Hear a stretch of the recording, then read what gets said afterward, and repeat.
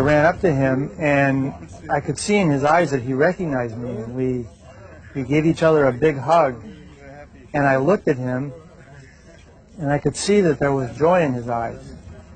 That was only the beginning. Mustafa had asked his 9-year-old son to join them. That's right, the same son from the photo.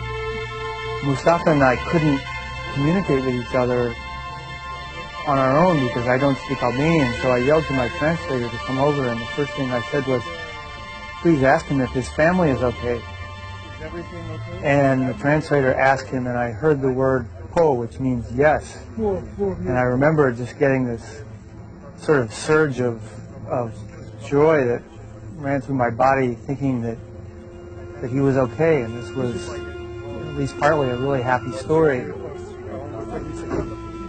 Later that day, Peter went to Mustafa's house to find out what had happened to the rest of his family. The first thing I see is a woman that comes out with a big smile on her face, which is his wife.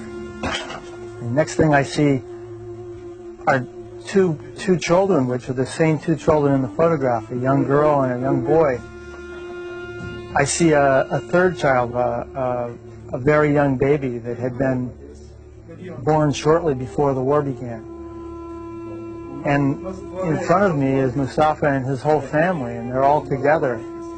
And we were all kind of just sort of giggling, and I didn't quite really know what to say. And there is one other surprise. The Newsweek cover hanging on Mustafa's wall. And I had a big laugh, because I wasn't sure that he was even aware that I had made this picture or that it had ever been published. And there it is right in front of me on his wall. Somehow, Peter's picture of Mustafa had also been printed on bubblegum wrappers in Kosovo. All of a sudden, Mustafa had become a local celebrity. He told me that he was initially embarrassed, and then he began to feel proud that he got used to the attention, and that he began to feel proud that he meant something to anyone, and that maybe his plight had served as an experience for someone to think about. A friend had found the Newsweek cover in a trash can and given it to Mustafa. On the side of it, he wrote what had happened to him during the war. It reads, "This is what I've been through. I was arrested in front of my house. From there, they sent me to Mitrovica prison, where I stayed for 14 days without eating or drinking. After 105 hours for the first time, they gave us a fourth of a piece of bread. Just bread and salt, and nothing else. In 14 days, I had been beaten 29 times. The last day, I was tied up by my feet for 4 hours, with my legs near the ceiling and my head down, and they would raise the knife in the dark and find places to cut you." Remember, while in prison, Mustafa had been told that his family was dead, had been murdered. His family had been told that Mustafa had been killed. I was thinking that I would have to spend my whole life without him. The home, the kids, how would we live? How would I feed them?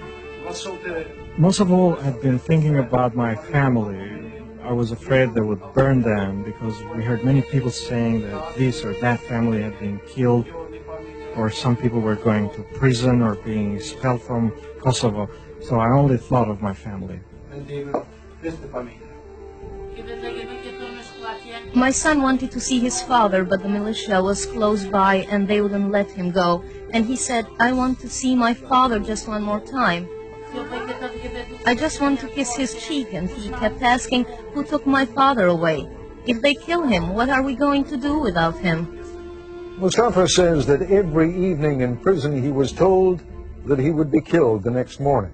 He never expected to make it through the war. When he finally did come home and saw his son, he fainted.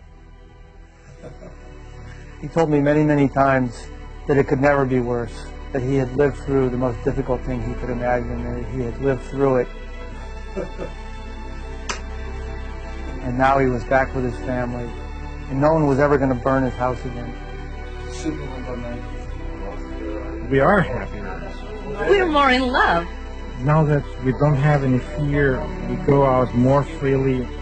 But like many of life's stories, Mustafa's is complicated. It is nothing less than miraculous that he has been reunited with his family, but he has no money and can barely pay the rent.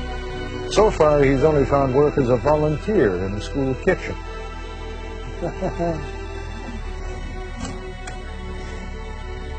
I asked Mustafa if he would mind if I photographed him with his children. I wanted as much for myself, just to see what the scene would look like, as opposed to Mustafa holding two little passport pictures of children that he thought maybe had died. What it would look like to see them alive next to his face. And the three of them got together. The two children were on his knees, and they were horsing around, and Mustafa was tickling them.